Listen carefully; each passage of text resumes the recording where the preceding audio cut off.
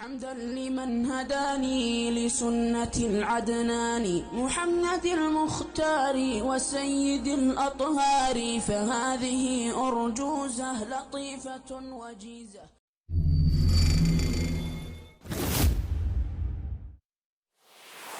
بسم الله الرحمن الرحيم. الحمد لله رب العالمين، الصلاة والسلام على نبينا وحبيبنا وقدوتنا محمد صلى الله عليه وسلم. Amma ba'd. Louvado seja Allah subhanahu wa ta'ala. A paz e a benção de Allah estejam com o nosso querido profeta Muhammad sallallahu alaihi wasallam e seus companheiros, seus familiares e seus seguidores até no dia do juízo final. Que Allah subhanahu wa ta'ala envie abundantemente a sua benção e a sua paz para os mensageiros enviados à humanidade, desde Noé, Abraão, Moisés, Jesus e Muhammad. Essas pessoas e outros mensageiros de Deus, que Allah tenha misericórdia a eles, que Allah derrame abundantemente bênçãos e paz sobre eles. Meus queridos irmãos e as minhas queridas irmãs, seguidores do nosso canal, mais uma vez estamos aqui de volta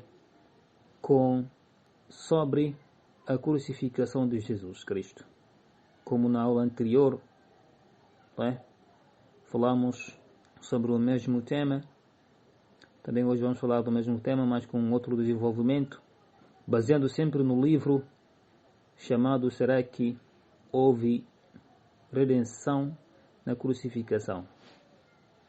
Será que Jesus nos redimiu na crucificação ou não? Portanto, meus queridos irmãos, hoje vamos falar as contradições dos 4 evangelhos sobre a questão da crucificação de Cristo. Como disse na aula anterior, nós falamos da crença dos muçulmanos em relação à crucificação. Por que os muçulmanos não acreditam na crucificação? Hoje o nosso tópico é contradições existentes dentro dos 4 evangelhos em relação ao processo de suposta crucificação de Jesus Cristo. Uma das primeiras contradições: quem é que prendeu o Cristo? Quem é que prendeu o Cristo? Ok? 2. E quando é que ele foi crucificado? E quem viu realmente segunda vez o Cristo durante aquela noite? E outros questões que nós vamos respondendo aqui, ou que nós vamos interrogando e explicando aqui. Primeiramente, para iniciar com a contradição existente dentro do Evangelho, os 4 evangelhos, principal fonte da história da crucificação, falam em muitos detalhes diferentes. Ou seja, esses 4 evangelhos, como fontes principais da informação sobre a crucificação, eles dão detalhes diferentes sobre esse suposto acontecimento. Ao examinar essas narrativas, encontramos muitas contradições e diferenças que não podem ser combinadas. Se essas narrativas são revelação, como afirmam os cristãos, ou seja, a contradição existente dentro do Evangelho, dentro dos Evangelhos, é uma contradição enorme que é impossível a conciliar, impossível combinar essas contradições. Ainda fica mais difícil combinar essas contradições se acreditar que esses escritores, autores dos evangelhos, escreveram isso na base da inspiração de uma única pessoa. Ok? De uma única pessoa. Então nós vamos ver isso aqui. Elas serão completamente coincidirão, mas não são. Okay? Ou seja, esses evangelhos mostram claramente a contradição existente dentro dessa narrativa. o que leva alguns a aceitar a falsidade de algumas dessas narrativas ou a negar o relato de Mateus em um assunto e a negação de Marcos em um outro assunto. Então, quem devemos acreditar? Quer dizer, que os evangelhos, os escritores dos evangelhos, têm uma grande contradição que nós não podemos conciliar, que nós não podemos juntar. Sendo assim, essas contradições são incombináveis, não podem ser combinadas. Em quem nós devemos acreditar e deixar quem? Será que nós devemos acreditar em Mateus? Ou será que nós devemos acreditar em Marcos? Ou será que nós devemos acreditar em Lucas ou João?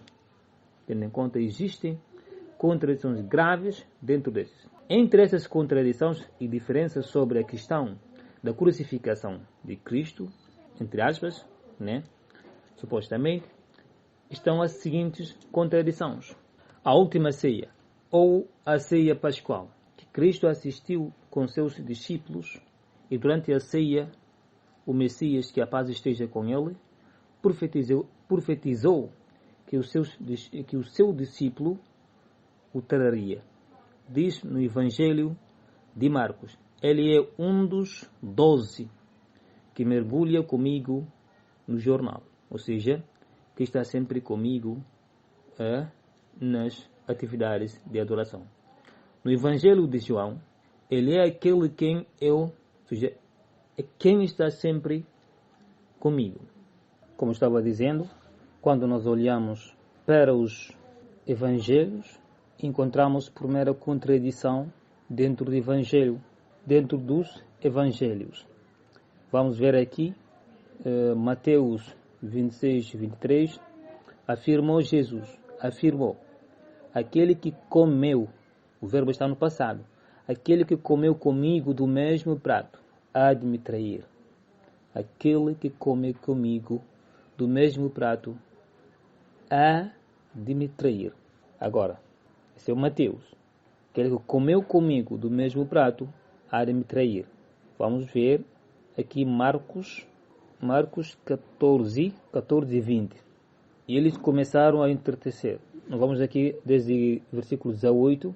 E, quando estavam assentados a comer, disse Jesus: em verdade vos digo que um de vós comigo come. Aqui o verbo está no passado, não está. Diz: comigo come, há de me trair. E eles começaram a entristecer-se e dizer-lhe um após outro: sou eu. Aqui estão a interrogar: sou eu? O outro disse: sou eu. Mas ele respondeu, disse-lhes: é um dos 12 que põe comigo a mão no prato. Veja só essa narrativa aqui. Depois vamos ver João. Responde Jesus: aquele a quem eu der este pedaço. Veja aqui. Aquele a quem eu der este pedaço de pão molhado no prato. Então, molhando o pedaço de pão, deu-o a Judas Iscariotes, filho de Simão. Se nós vermos bem essas narrativas aqui, numa outra narrativa, é aquele que comeu comigo.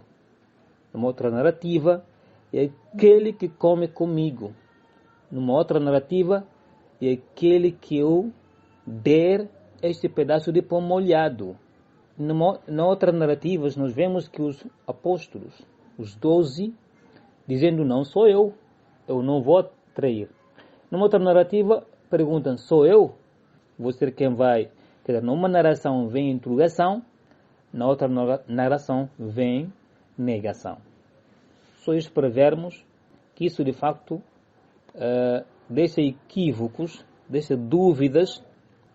Primeira dúvida: será que essas pessoas lembravam exatamente o que havia acontecido naquela noite? Será que essas pessoas falaram essas palavras com inspiração de Deus? Ou falaram apenas, talvez, aquilo que lembravam? Ou talvez foi apenas um relato fictício? Vamos ver uma outra contradição aqui. Antes da prisão de Cristo, que a paz esteja com ele, Sim, portanto, mais uma outra contradição aqui, a questão do tempo. Quando é que ele foi levado? Foi à noite, do mesmo quando ele foi prendido, ou foi na mesma noite, ou foi na noite seguinte. Também a outra contradição que diz respeito à cultura judaica e à cultura da época, ok? É que as pessoas não eram julgadas, né, na véspera de Páscoa, ou seja, na véspera de festas, na véspera de festejos. Assim também podemos encontrar outras contradições, como estava dizendo, propriamente dos também que vieram prender o Jesus no momento da prisão do Messias. Quem foi prendê-lo? Mateus responde: ele encontrou muitos com espadas. Ele encontrou muitos com espadas e paus, dos chefes e anciãos do povo. E o Marcos acrescentou ainda, mencionando com ele uma grande multidão, com espadas e paus dos principais sacerdotes, escribas e anciãos. João declarou: Judas tomou os soldados e servos dos principais sacerdotes e fariseus. Nenhum dos três menciona a vinda dos principais sacerdotes. Ou seja, Mateus não menciona a vinda dos sacerdotes. Marcos não menciona a vinda dos sacerdotes. João não menciona a vinda dos sacerdotes. Enquanto que Lucas afirmou que os próprios príncipes dos sacerdotes, ou seja, os chefes sacerdotes, vieram prender Jesus, dizendo então, Jesus disse aos príncipes sacerdotes, aos líderes do templo, aos anciãos que vinham em encontro dele. Portanto, aqui nós encontramos contradições entre Lucas e os outros três evangelhos. Então, por isso deixa equívocos realmente se essas narrações são narrações credíveis ou são narrações de facto que precisam de ser verificadas e corrigidas. Após a prisão do Messias, a paz esteja com ele, os quatro evangelhos difirem, né, na extensão da vestimenta sobre o qual o governador construiu a crucificação. Cristo, a paz esteja com ele. Cada evangelho contradiz o outro. Se dissemos o governador, não significa que ele não tinha encontrado nele um inseto. Em relação ao que diz respeito ao fim de Judas, nós encontramos algumas narrações, alguns evangelhos dizem que ele enforcou-se, ou seja, suicidou-se. Outros dizem não, que ele caiu e machucou-se e assim acabou por morrer. Entre os dois relatos, qual é a verdade? Será que ele caiu e machucou-se através daquela machucação, acabou por morrer, ou realmente ele enforcou-se, suicidou-se? Outra contradição também encontramos na crucificação dita em si, como foi relatado que o Jesus alayhi salam, Cristo, foi crucificado juntamente com outros dois ladrões. Em um relato encontramos que os dois zombavam de Jesus, né? E num outro relato encontramos que não, os dois, um zombava dele e o outro defendia Jesus. Portanto, também aqui, em quem não devemos acreditar? Quem está certo, quem está errado? Os dois não podem estar certos, ok? Um dizendo que como se diz, um dos ladrões defendeu a quem? Defendeu a Jesus, o outro zombava de Jesus. O outro relato fala, esses relatos são relatos dos evangelhos, fala que os dois zombavam de Jesus. Portanto, essas duas narrativas diferentes precisam ser, de facto, verificadas. porque as duas narrativas não podem relatar ao mesmo tempo verdades. Ou as duas estão erradas, ou uma delas está errada. Sendo assim, em quem nós devemos acreditar? Em quem nós devemos acreditar, ok? Porque Marcos e Mateus afirmam nos relatos deles que esses dois ladrões zombavam de Jesus, enquanto que Lucas contradiz essa narrativa, dizendo que apenas um é que zombava de Jesus e outro não. Também vamos ver aqui uma outra contradição. Uma narrativa afirma que Jesus estava desesperado, gritando, dizendo Ilahi, Ilahi, lima sabaqtani, ou seja, meu Senhor, por que me deixaste? Por que me abandonaste? O relato de Lucas, mostrando que ele estava mais tranquilo, estava mais sossegado durante a crucificação. Também ali, não podemos ter, ao mesmo tempo, tranquilo, a pessoa que está à beira de ser crucificado, e outra narrativa dizendo que estava tranquilo e outra dizendo que não, estava assustado, gritando, implorando Deus, não é? A outra questão ainda mais contraditória e mais difícil aqui é a questão da visita das mulheres. Alguns afirmam apenas uma mulher que foi visitar a Cristo, que é Maria Madalena. Outros afirmam que é 2 mulheres, outros talvez 3 mulheres, outros talvez mais que 3 mulheres, multidão de mulheres. Portanto, também essa passagem aqui deixa muito a desejar, deixa muitas dúvidas, muitas interrogações que precisam ser respondidas de uma forma muito clara, sem precisar de se filosofar ou de se inventar coisas que não estão escritas na Bíblia propriamente dita. Assim também como outra contraditória ainda maior é a questão de quantos dias é que ele, quantos dias que ele ficou depois de ressuscitar, quantos dias é que ficou ali, até subir aos céus. Como vamos confirmar aqui nas passagens, daqui a pouco vou ler essas passagens. Uns afirmam ele ficou apenas no mesmo dia, foi levado aos céus. A outra narração afirma que ele ficou durante 9 dias, depois foi levado aos céus.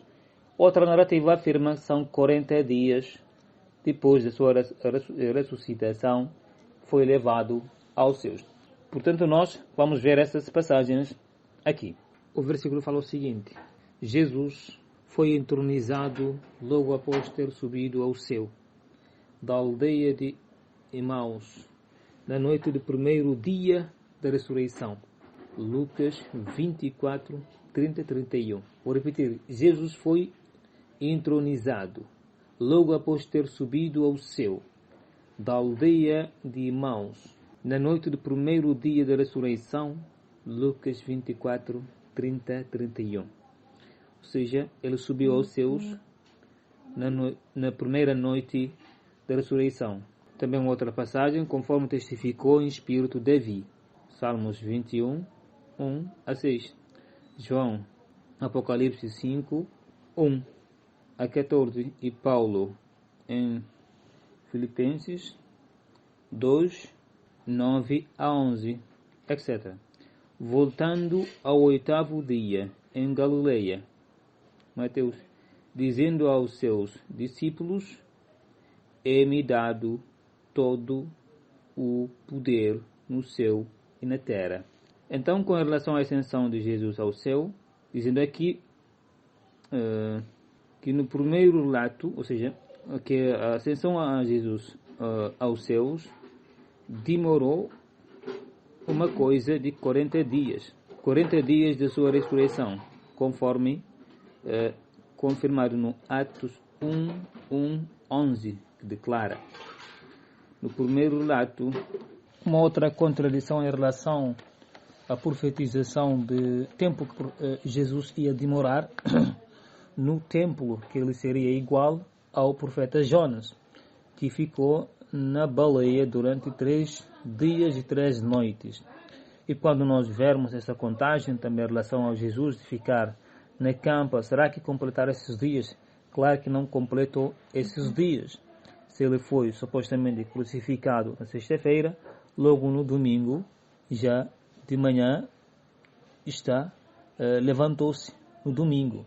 Então você tem menos de 3 dias, não completando exatamente como tinha sido profetizado. Essa é uma outra também, a dúvida equívoca que está ligada com a questão da crucificação. Também uma outra questão de crucificação que de facto suscita muitas dúvidas. Qual é o crime que Jesus foi acusado? Qual é o crime que ele cometeu?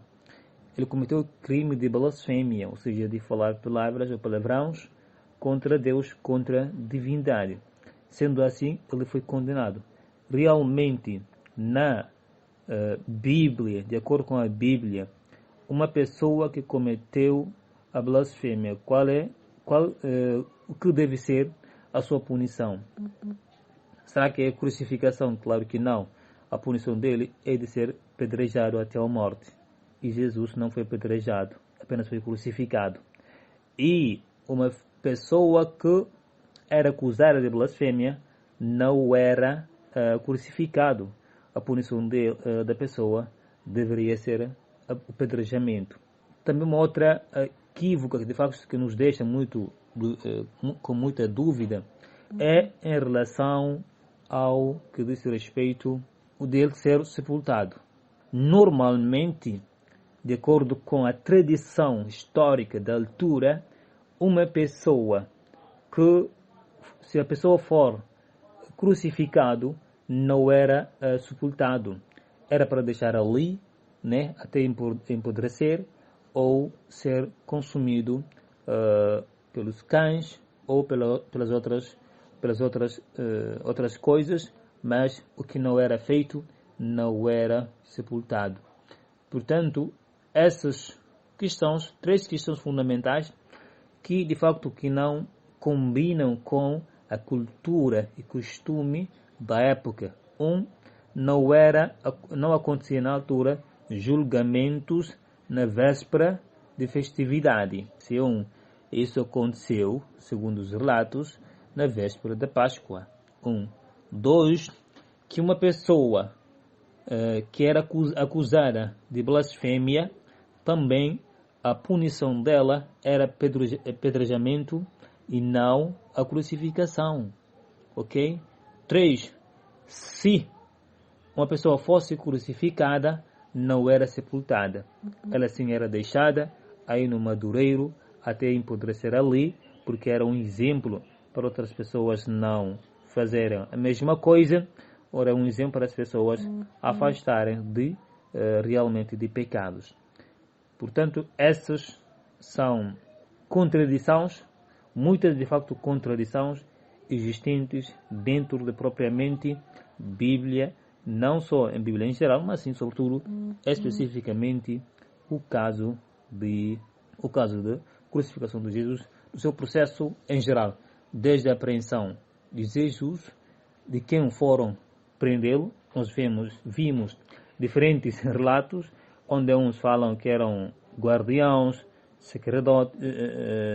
sacerdotes e mais outros chefes que foram lá. Outros não, falam apenas eram os guardas que foram enviados a fim de prenderem Jesus.